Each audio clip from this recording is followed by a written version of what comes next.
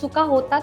जसं मी नेहमीच म्हणते की सगळ्यांशीच चुका होतात. आपल्या सगळ्यांशीच रोज काही ना काही चुका होत असतात आणि आपण त्याला नीट करत असतो. तर मला असं वाटतं की एका व्यक्तीला नेहमीच चान्स द्यावा, त्याच्यावर कामं करायला. ते गाणं आणि सगळ्यांना खूप सरप्रायझिंग वाटतंय माझ्या आवाजात असं गाणं ऐकायला. आणखीन मी ॲज अ कंपोजर सुद्धा जी आता एस्टॅब्लिश होत आहे. अ, आपल्या गाण्यांच्या थ्रू पोहोचवते लोकांपर्यंत की मी कंपोज पण करते. तर ही फिलिंग पण खूप छान आहे आणि ह्यात ऐकून जोश येतोय, अंगावर शहारे येतायत वगैरे. तर मला यावेळी ॲज अ सिंगरपेक्षा ॲज अ क्रिएटर जास्त आनंद होतोय. अरिजितने माझ्या कंपोजिशनला ब्लेस केलंय असं मी म्हणेन. कारण तो एक ब्लेस्ड सोल आहे, ब्लेस्ड आर्टिस्ट आहे. असं म्हणतात ना, की तो कोणत्याही गाण्याला टच सुद्धा करे तर त्याचं सोनं होईल, असा त्याची आवाज आहे. यार एक जैसे गाने बहुत गा लिए, तेरा गाना थोड़ा अलग लग रहा है मुझे, तो मुझे मज़ा आ रहा है गाने के लिए। उसमें मुझे और थोड़ा मैं ना अभी भेज दिया है, आम्ही आणखीन एक ड्राफ्ट करून तुला पाठवतो. तर त्याची ती सिन्सिअरिटी किंवा त्याचं ते आपल्या क्राफ्टसाठी डेडिकेशन सगळ्याच गाण्यांसाठी त्याचं असंच असतं, की तो आपला वेळ घेतो, त्यात गुंततो आणि मग तो आपलं डिलिव्हरी देतो. म्हणून आय थिंक ते लोकांपर्यंत पोहोचतं. खूपदा सेल्फ डाऊट येतो. नाही अरे छान नाहीच वाटत आहे. जसं या गाण्यामध्ये पण मराठी जे गाणं गायलं मला असं होतं ॲज अ कंपोजर मला डाऊट होता, की मी गाऊ शकेन की नाही. हाय हॅलो नमस्कार, मी माधवी वाडकर नवराष्ट्रमध्ये तुम्हा सगळ्यांचं मनापासून स्वागत करते. मंडळी, आता आपल्या सोबत आहे आपल्या सगळ्यांची लाडकी गायिका प्राजक्ता शुक्रे.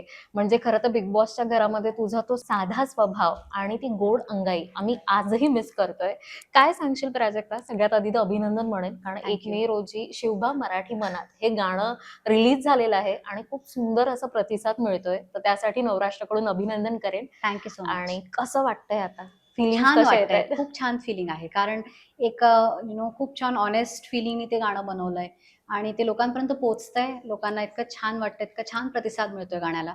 तर खूप आनंद होतोय, की आपली आवाज, आपले ज्यांनी शब्द लिहिलेत त्याची भावना किंवा ज्या भावनेनी ते हं, गाणं हं. बनलंय, ते लोकांपर्यंत पोहोचतंय. हीच खूप छान फिलिंग आहे. खरं तर रियालिटी शो नंतर बाहेर आल्यानंतर आपण एका वेगळ्या झोनमध्ये असतो. तिथून बाहेर पडणं थोडंसं आपल्याला मेंटली सुद्धा फार एक वेगळा प्रवास असतो. सो तो प्रवास पार करून त्यानंतर हे असं गाणं प्रेक्षकांसाठी तू आणलंयस आणि ते सुद्धा छत्रपती शिवाजी महाराज. तर ह्याच्या मागे निवड किंवा ही प्रोसेस कशी होती? अ, ते ना घडत गेलं म्हणजे असं प्लॅनिंगनी हं. केलंय किंवा असं आधीच डिसाईड केलंय वगैरे हां. असं नाही. ती धून ऐकल्यानंतर एक एक असं थॉट आलं, की मला हे गाणं वॉरियर क्राय असाच हं. एक थॉट होता जेव्हा मी ही धून बनवली होती. ओके. पण मी एका मुलाच्या पॉइंट ऑफ व्ह्यूनी बनवली होती, की एका मुलगा गाईल किंवा जे वॉर क्राय सारखे जी गाणी असतात तसं हं, काहीतरी हं, हं. ह्याचं बनणार. पण मग घरातनं बाहेर आल्यानंतर जेव्हा मी विचार करत होते, की आता मराठी हं, गाण्यांवर हं, काम करायचे. माझ्या बँकेत जे गाणी होती म्हणजे सॉन्ग बँकमध्ये जी हं, धुना रेडी होत्या, हं. ते मी ऐकलं आणि जेव्हा मी हे ऐकलं ना, तेव्हा माझ्या फ्रेंड्सचंही असं सजेशन आलं, की ह्याच्यावर ॲक्चुअली मराठी गाणं छान वाटेल आहे. आणखी मराठी विचार करूनच केलं होतं, पण हं. मुलीच्या आवाजात सुद्धा छान वाटेल ओके. असं. तर मग मी हे शब्द लिहायला म्हणून नॅनोला पाठवलं. आणखीन आल्यानंतर जेव्हा मी एक फर्स्ट ड्राफ्ट ट्राय केला ना रेकॉर्डिंग, तर मलाही असं वाटलं, की हो यार मुलींच्या आवाजात असं एक जोशवाले गाणे नाही आली आहेत आणि ऐकायला छान वाटतंय. जस्टिस होतंय. हं. मग मी त्याचं फायनल रेकॉर्डिंग केलं आणि व्हिडिओसाठी पण माझा पहिला थॉटच ॲक्चुअली रुचिता आली. कारण तिचं मला माहीत होतं, की ते हे सगळं करते तलवारबाजी वगैरे. तर मला लूक व्हिडिओचा तसाच हवा हं, होता, हं. की एक फिमेल वॉरियर महाराष्ट्राची कशी दिसेल त्याप्रमाणे. तर ते घडत गेलं आणि सगळं व्यवस्थित पुट इन प्लेस असं झालं ते. मी रुचिताच्या प्रश्नावर येणार आहे, पण त्याआधी मला अजून एक क्युरिओसिटी आहे. जसं तू म्हणाली, की धून ही मनामध्ये तुझ्या निर्माण झाली. त्यावेळेचा तो दिवस आठवतोय का? म्हणजे हे बिग बॉसच्या घरात असताना की नंतर किंवा त्याच्या आधीचा हा सगळा प्रवास होता आणि ज्या दिवशी हे सुचलं किंवा ही धून आली, तर तो दिवस, तो क्षण आणि ही गोष्ट कशी तयार झाली असं? धून ह्याची मुखड्याची किंवा थोडंसं एक पोर्शन आधीच बनवला होता ओके. मी. कोणाला तरी मला पिच करायचं होतं गाणं. तर तेव्हा बनवलं होतं. पण मग आल्यानंतर त्याला मी कंप्लीशन केलं आणि त्याचं प्रोडक्शनमध्ये हं, कसं हं. असलं पाहिजे वगैरे. आमच्या इन हाऊस प्रोड्युसरनीच नटराज त्याचं नाव नक्की घ्यायचं आहे मला आणि त्यांनी प्रोड्यूस केलंय हं, आणि कमल त्यांनी मिक्स केलंय गाणं. हं. कारण ह्यांची नावं घेणं पण इम्पोर्टंट ह्याच्यासाठी असतं कारण एका गाण्याच्या मागे जसं फिल्ममध्ये कसं आपण ॲक्टरलाच एक बघतो. बरोबर. पण त्याच्या मागे खूप लोकं असतात. डायरेक्टर असतो, स्क्रीन प्ले रायटर हं, असतो, डायलॉग रायटर असतो. त्यांना सगळे लोकं नाही ओळखत. तर हं, त्यांची नावं पोहोचणं खूप गरजेचं आहे. तर एका गाण्याचं जो प्रोग्रामर असतो किंवा प्रोड्युसर असतो, जे तुम्ही जे बीट्स ऐकता हं, किंवा जे साउंड ऐकता, हं. त्यामुळे ते गाणं वर येतं. म्हणून नटराज आणि कमल आणि माझं स्टुडिओज नम्यो स्टुडिओज. आणखीन शब्द नॅनोनी लिहिले आहेत. आणि माझा जो पार्टनर आहे, बिझनेस पार्टनर आणि फ्रेंड, मनन भारद्वाज, तो पण एक एस्टॅब्लिश्ड आर्टिस्ट आहे बॉलिवूडमध्ये. खूप त्यांनी कामं केली आहेत. ॲनिमलची किंवा सत्यप्रेमची कथा, खूप मूवीज त्यांनी डिरेक्ट केली आहेत ॲज अ म्युझिक डिरेक्टर. तर त्याचं एक डिरेक्शन मिळतं आमच्या सगळ्या प्रोजेक्ट्सला नम्य होमध्ये. त्यामुळे ते एक व्यवस्थित त्याला ते घडून येतं, त्याची प्लॅनिंग व्यवस्थित होते. म्हणून या सगळ्यांचं मेन्शन गरजेचं आहे. आणखीन तू विचारलंस की दडपण आलं होतं का, हां. किंवा तर दडपण ॲक्च्युली नव्हतं आलं. कारण खूप छान ऑनेस्ट फिलिंग्सनी आम्ही हे गाणं केलं आहे. आणखीन हीच इच्छा होती की एक तर जी मराठी ऑडियन्स माझी बनली आहे त्यांच्यापर्यंत मराठी गाण्याच्या थ्रू मला पोहोचायचंय. आणखीन माझं जे प्रेम आहे मराठी भाषेसाठी, मराठी मातीसाठी, ते मी कसं गाण्याच्या, माझं माझं जी स्ट्रेंथ आहे ती म्युझिकच आहे.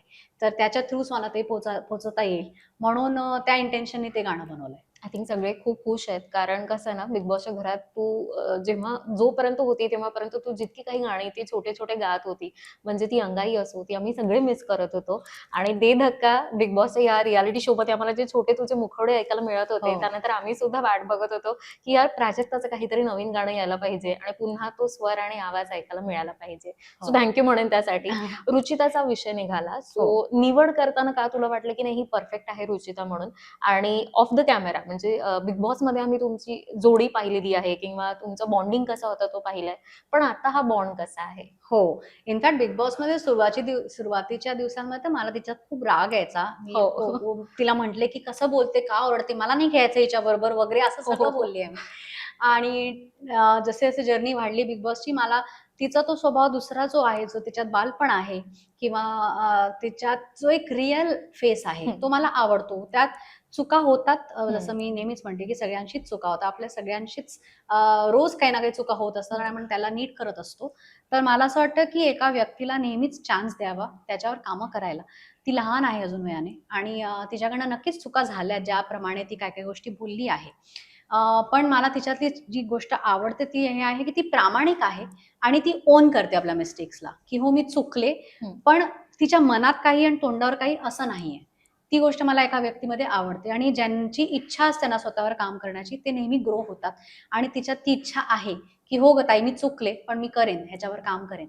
आणि ॲज अन आर्टिस्ट हे हं. सगळं वेगळं ठेवून, ॲज अन आर्टिस्ट तिने स्वतःवर खूप काम केलंय. ते जे तिने केलंय ते हो. करणं सोपं नाहीये.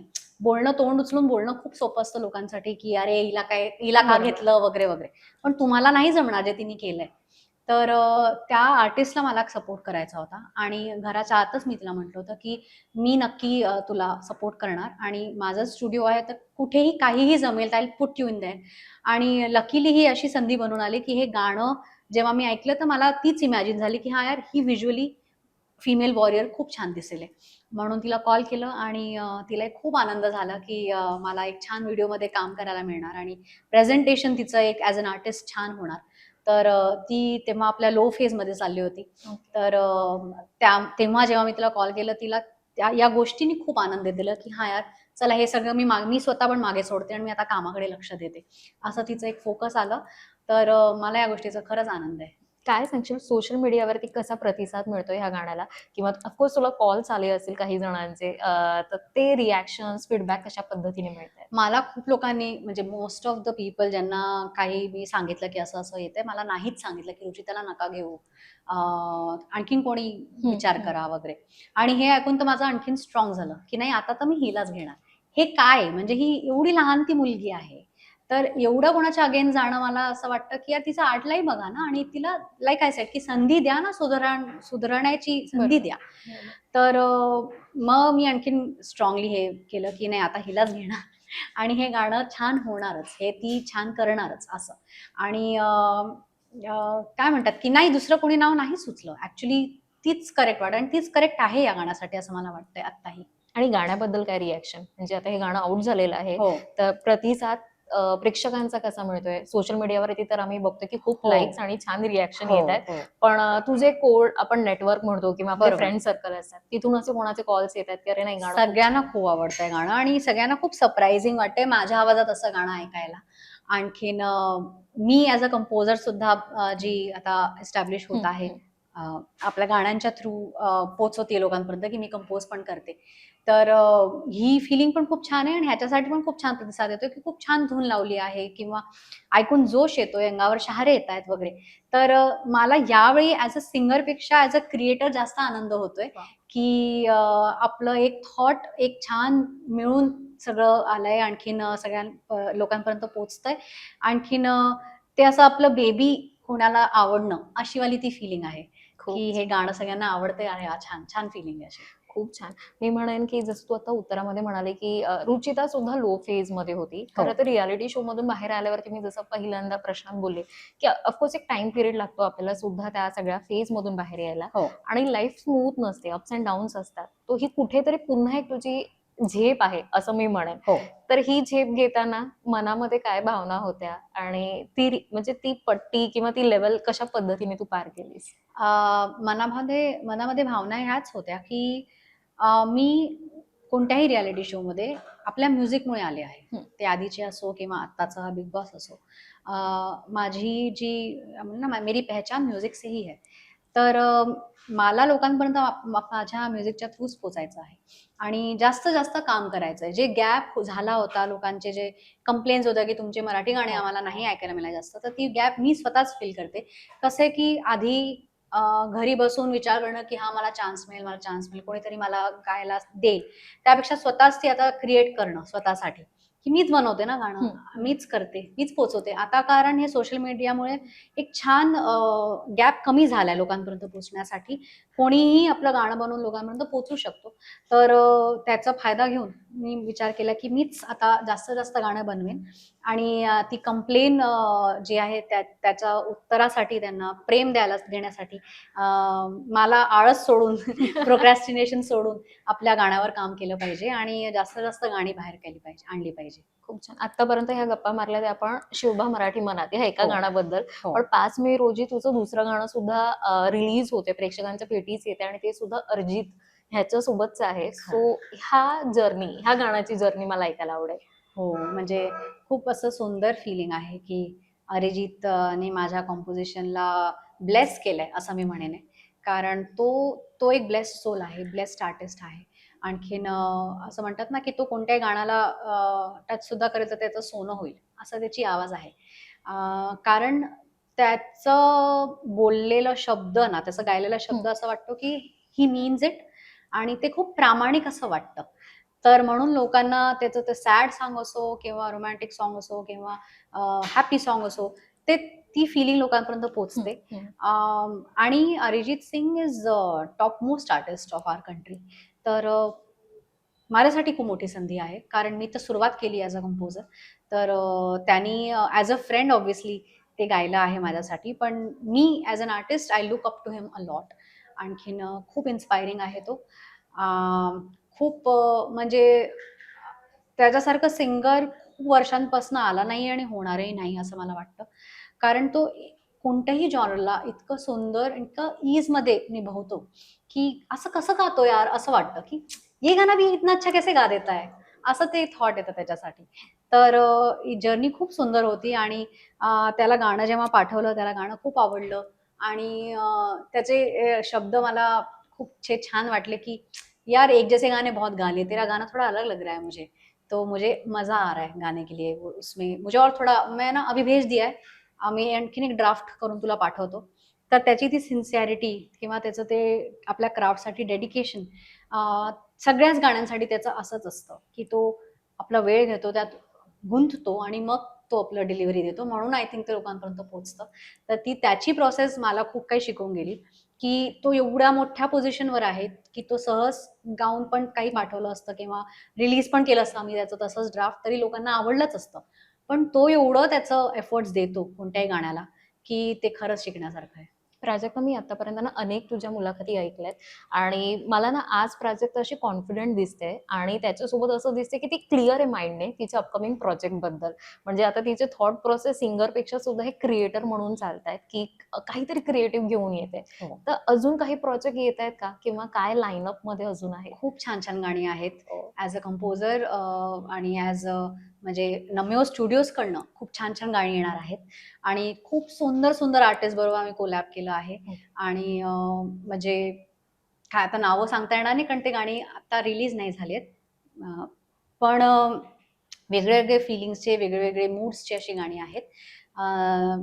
तर त्या गोष्टींसाठी खूप एक्सायटेड आहे. कारण ॲज अ सिंगर लोकांनी खूप प्रेम दिलं आहे. आता as a creator, as a composer सुद्धा माझा प्रयत्न चाललाय टू मेक दॅट प्लेस सगळ्यांच्या मनात.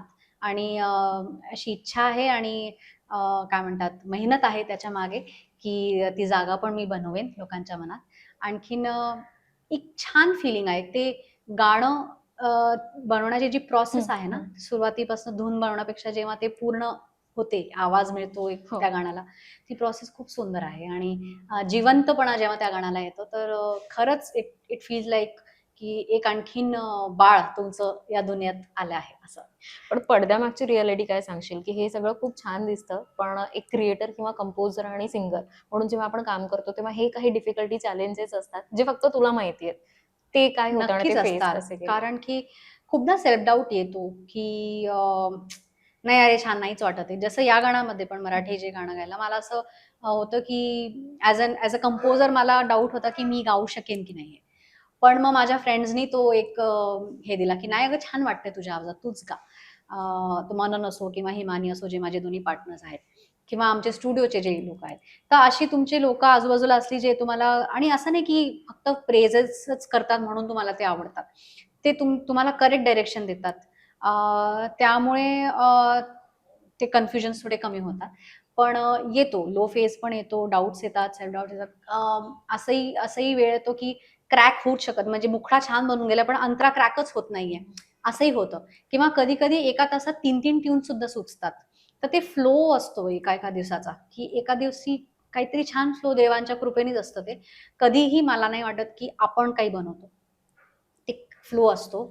ते ग्रेस असते आणि ती ग्रेस तुम्ही फक्त घेता आली पाहिजे, की हां, तुम्ही चॅनल करता आलं पाहिजे, की हां, आता प्लीज द्या. काहीतरी छान धून द्या आणि त्याचं तुम्ही चॅनल बना, असं मला असं वाटतं. आणि कधी-कधी तुमच्याच ह्याच्यामुळे ना, काय म्हणतात माइंड स्पेसमुळे किंवा डिस्ट्रॅक्शनमुळे तुम्ही ते चॅनल नाही करू शकत आणि मग ते फुलफिल नाही होत. पण जेव्हा तुम्ही एक छान शांत ह्याच्यात असता ना, तेव्हा काहीतरी छान चॅनल होतं आणि देव काहीतरी छान तुम्हाला धून देतं. अशी ती प्रोसेस असते असं मला वाटतं. किंवा एखाद्या रायटरची सुद्धा किंवा एखाद्या गायकाची सुद्धा. ते फीलिंग्स कधी-कधी येतच नाही. म्हणजे तुम्ही किती वेळ माईकवर उभं राहिला तरी ते टच नाही होत. धून बरोबर गाताय, तुम्ही सूर बरोबर गाताय, आवाज बरोबर वाटतोय. पण यार मजा नहीं आ रहा है ते आपण असं म्हणतो ना, टच नहीं हो रहा है. ती ग्रेस असते. ती कधी-कधी असते तुमच्याबरोबर, कधी-कधी नसते. आपण इथे सगळे देव आणि थोडं एनर्जी मला असं वाटतं. मॅनिफेस्ट आपण सध्या अनेकदा ऐकतो आणि खूप जण विश्वास सुद्धा करतात. आय डोंट हो. Know you believe or I not. Do. Yes. So जर का आज मी विचारलं, की असे काही आता तू फ्युचरचे मॅनिफेस्ट गाण्याच्या संदर्भात किंवा करियर वाईज तू काही मॅनिफेस्ट केलेत का, की इथून कॉल यावा आणि हो. हे काम व्हावं असं? हो, नक्कीच. म्हणजे माझी इच्छा आहे, की मी ए.आर. सरांबरोबर गावं. इनफॅक्ट माझी खूप इच्छा आहे, की ए.आर. रेहमान सरांना ना ते 90sचे जसे फिल्म्स यायचे ना, ते जे म्युझिक त्यांनी दिलंय, तसं काही त्यांनाही फिल्म मिळावी. कारण खूप दिवसांपासून असं खूप असं नाही मिळालंय. म्हणजे एक आम्ही आत्ताही ए.आर. रेहमान सरांचे जे 90sचे म्युझिक किंवा 2000sचे अल्बम्स ऐकतो ना, तसं वेडेपणा होतो. म्हणजे वेड लागतो, की काय हा माणूस आहे यार, काय मजिशियन आहे, असं ते त्यांचं ऐकून वाटतं. तर ती इच्छा आहे. राजामौली सरांची मूव्हीज मला खूप आवडतात. त्यांच्या मूव्हीमध्ये मला गायचंय. एम.एम. क्रीम सरांसाठी गायचंय. शंकर एहसान लॉयसाठी माझी गायची इच्छा होती आणि मला त्यांनी संधी दिली, पण मला आणखीन गायचं आहे. सोनूजींबरोबर मला डुएट गायचं आहे. सुखविंदर सिंग मला खूप आवडतात, त्यांच्याबरोबर गायचं आहे. खूप मोठी लिस्ट आहे. लिस्ट आहे. माधुरी दीक्षितसाठी मला प्लेबॅक करायचा आहे, कारण मला ती खूप आवडते. तर अशी खूप-खूप इच्छा तर खूप-खूप आहे. अरिजित सिंग बरोबर नक्कीच माझी इच्छा होती, तर ते एक टिक मार्क झालं एक आहे. माग झालेली आणखीन आहे. खूप आहे इच्छा, की त्याच्याबरोबर पण गायला मिळावं किंवा त्याचं म्युझिक मी गावं किंवा माझ्यासाठी त्याने आणखीन गावं असं. आणि अजय अतुल मला खूप आवडतं त्यांचं म्युझिक. तर अशी खूप नावं आहेत, मी खूप म्हणेन इच्छा आहेत. तथास्तु. तुझ्या जेवढ्या थँक यू. बकेट लिस्ट असतील ते मॅनिफेस्ट पूर्ण होऊ दे. Thank you. प्राजक्ता, तुझा प्रवास आम्ही इंडियन आयडल, तिथून मग दे धक्का, बिग बॉस रियालिटी शो आणि आता हे 1 मेला जे रिलीज झालेलं आहे गाणं ते. हा प्राजक्ता शुक्रेचा प्रवास आम्ही रसिक प्रेक्षकांनी सगळ्यांनी पाहिलेला आहे. तू तुझा बालपणापासूनचा आतापर्यंतचा प्रवास पाहिलेला नक्की आहे, कारण तुझे संघर्ष, तुझे अप्स अँड डाऊन्स, करिअर, भीती आणि तो स्टेज परफॉर्मन्स. हो. आजकाल आपण बघतो सोशल मीडियावरती एक सध्या नवीन ट्रेंड आहे की आपण आपल्यातल्याच बालपणाला कॉल करतो किंवा त्याच्याशी टॉक करतो. हो. तर जर का मी हा फोन दिला आणि तुला जर का तुझ्या कुठल्याही त्या एज मधल्या प्राजक्ताशी कॉलवरती काही बोलायचंय, काही सांगायचं आहे, जी आज इथपर्यंत पोहोचली आहे, तर काय असेल हा कॉल? All right. कितवीतली, म्हणजे ही आता कुठल्या एज मधल्या प्राजक्ताशी तू बोलते, मला तेही ऐकायला आवडेल. खूप लहान प्राजक्ताशी बोलून तर तिला काही कळणार नाही, कारण तर मी जी आयडलमध्ये प्राजक्ता आली होती 16 वर्षाची, तिच्याशी बोलते. हाय प्राजक्ता, कशी आहेस? जनरली ही एक्सरसाइज मी करते घरी. तर आता तुझ्याशी माझ्या आतल्या या लहान पार्टशी मी बोलते सगळ्यांसमोर. तर ही वेगळी फिलिंग आहे ऑब्व्हियसली. तुला मी हेच सांगेन आत्ता या क्षणी की ऑन द वे अशा मोमेंट्स येतील जेव्हा मे बी तुला भीती वाटेल किंवा तुला असं फील होईल की काय माहिती मी काय करते, मी जीवनात काही करेक्ट करते की नाही करते, काय माहिती मी कुठे पोहोचेन, अशी सगळी प्रश्न पडतील तुला. तर तुला मला हे आश्वासन द्यायचं आहे की सगळं काही जे होतं, सगळं काही जे घडणार आहे या क्षणापर्यंत, ते तुझ्या छानसाठीच होणार आहे आणि तुला घडवण्यासाठीच होणार आहे. आणि आपण छान केलंय. We have done good for ourselves. छान छान गाणी आपण बनवतोय आणि तुला हे ऐकून खूप छान वाटेल की आता तू फक्त सिंगर नाही आहेस, तर एक कंपोजर म्हणून सुद्धा लोकांसमोर येत आहे आणि जागा बनवते आहेस. तर या गोष्टीचं नक्कीच तू आनंद घे, आणखीन प्राऊड फील कर. आणखीन आणखीन काय सांगू, बस जशी मेहनत करत आहेस आत्ता, मी मिस करते तो तुझा जो फोकस आत्ता आहे, तो मी आत्ता या एजमध्ये नक्कीच मिस करते. तू खूप फोकस्ड होती, तेवढी मी आत्ता फोकस नाही आहे गाण्यासाठी. जेवढं तू रियाज करायची तेवढं मी रियाज नाही करू शकत आहे. तर ते मी तुझ्याशी नक्कीच शिकणार आहे या क्षणी, या फोननंतर. मी त्या एनर्जीला टॅप करण्याचा पूर्ण प्रयत्न करेन, जे तुझ्यात आत्ता आहे. जी जिद्द आहे, ती मी मध्ये काही काळात मिस केली होती. पण जसं मी तुला म्हटलं, की आता मी तुझी जी फ्युचर प्राजक्ता बोलती आहे, ते सगळं काही जे झालं ना, त्या चुका झाल्या आहेत, ज्या गोष्टी आपण नाही करू शकलोय किंवा ज्या गोष्टी आपण चूक केल्या आहेत, त्या सगळ्यांमुळेच मी जी आत्ता आहे ती आहे. आणि मला कोणत्याही गोष्टीचा रिग्रेट नाही आहे. आनंदच आहे की त्या गोष्टी झाल्या. त्या गोष्टींनी माझ्या आर्टमध्ये ॲडिशन झाले असं मी म्हणेन. त्या फीलिंग्समुळे, त्या भावनांमुळे, ते सॅडनेस असो किंवा हॅपीनेस असो किंवा हार्टब्रेक असो किंवा लव्हची फीलिंग असो, ते सगळ्यांनी आम्हाला घडवलं आहे या क्षणासाठी. तर तुला खूप खूप प्रेम आणि भेटू आपल्या पर्सनल स्पेसमध्ये. इकडे एवढंच बोलूया, नाहीतर रडू येणार. तर खूप खूप प्रेम आणि तू मस्त आहेस. सो हा मी टू मी कॉल होता. येस. खूप छान. काय सांगशील जाता जाता प्राजक्ता आपल्या नवराष्ट्राच्या प्रेक्षकांना, तुझ्या फॅन्सला, आणि छोटंसं मुखवडा म्हणजे गाण्याचे छोटेसे बोल तुझे ह्या गाण्याचे ऐकायला आवडतील? शिवा मराठी मनात. शिवाचं? हो. बरं. किंवा तुला कुठलं हवं मी असेल किंवा upcoming? अरिजितवाला गाते Yes, ना, कारण ते अरिजित येणार वाला. आहे. लिपटे ये बूंदे ओस है या तुम. खरंच खूप गोड, म्हणजे तुझा आवाज इतका गोड आहे ना की फक्त ऐकावंसं वाटतं आणि Thank बाकी you. काही नाही, आणि तो ब्लँक करून टाकतो आम्हाला आणि आम्ही शांत होतो. Thank you so much. Really thank you, कारण थँक तू यू. खूप छान छान अपकमिंग प्रोजेक्ट घेऊन येते. सो तुझा आवाज, तुझं कंपोजिशन आम्हाला ऐकायला मिळणार आहे आणि क्रिएशन आम्हाला बघायला मिळणार आहे. ऑल द बेस्ट म्हणेन नवराष्ट्राकडून. आणि काही मेसेज काही द्यायचं असेल फॅनसाठी किंवा प्रेक्षकांना काही सांगायचं असेल तर नक्कीच. Thank you so much. आणि एका माणसाचं मी मेन्शन केलं आहे ॲज अ सपोर्ट, पण या गाण्यासाठी पण मी मनन भारद्वाज त्याचा मेन्शन करणं विसरले, की त्यांनी हे शब्द लिहिली आहेत. खूप सुंदर त्यांनी हे शब्द लिहिले आहेत आणि खूप त्याच्यामुळेच आमचं नमयो स्टुडिओजचं बॅकबोन असं मी त्याला म्हणेन. आणि हे सगळे जे कामं होत आहेत ते तुझ्यामुळे होत आहेत. तर थँक्यू. तुला असं फॉर्मली कधी म्हटलं नाही आहे. आता संधी मिळाली म्हणून तुला मराठी पण कळणार नाही आहे, तरीही मी म्हणते. आणि प्रेक्षकांना सुद्धा मी खूप खूप थँक्यू म्हणणार आहे की खरंच एवढ्या सगळ्या वर्षांमध्ये तुम्ही माझं नाव लक्षात ठेवलं मला प्रेम दिलं, आणखीन मला तुमच्या मेमरीमध्ये ठेवलं, ह्याच्यासाठी खूप खूप धन्यवाद. तुमचा आशीर्वाद आणि प्रेम हे खूप मोठं आहे माझ्यासाठी आणि खरंच खूप मीन करतं. तर ॲज अ सिंगर तुम्ही मला नेहमीच पाठिंबा दिला आहे. ॲज अ कंपोजर सुद्धा माझी खूप इच्छा आहे की मी तुमच्या मनात ती जागा करावी. तर नक्की ऐका माझी गाणी, as a singer also, as a creator also ऐका आणि मला तुमचे कॉमेंट्सच्या थ्रू नक्की सांगा की तुम्हाला कसं वाटतंय. आणि पुन्हा एकदा खूप खूप धन्यवाद. थँक्यू प्राजक्ता, पुन्हा एकदा आणि ऑल द बेस्ट तुझ्या पुढच्या सगळ्या फ्युचर करिअरसाठी. थँक्यू. आणि असेच अनेक मुलाखती पुन्हा आपण करू तुझ्या वेगवेगळ्या कामासाठी. Yes, thank you. थँक्यू. छान वाटलं तुझ्याशी बोलून. थँक्यू.